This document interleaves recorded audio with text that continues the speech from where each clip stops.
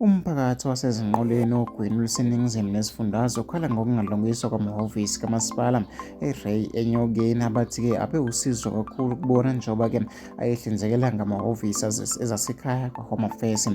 Lo mphakathi uvuye umbhejezane washisa-ke wangqongqoza amahhovisi kanti ukhala-ke ngokwesela kwamanzi kule ndawo. Abantu abaye nganxanye ey'nkundleni zokuxhumana bakhuluma-ke izinto ey'hlukahlukene. Unkosinathi Sibengane uthe yiyo le nto engihlezi-ke ngikhala ngayo ukuteleka akuyona inkinga, kodwa-ke mase uqala kucekela phansi ngalezinto ewusiza emphakathini nekuthatha-ke iminyaka okuthiwa-ke iyakhiwe. Lokhu kukhombisa ukuba-ke nomqondo omncane nje noma-ke njengenso-ke yenyoni.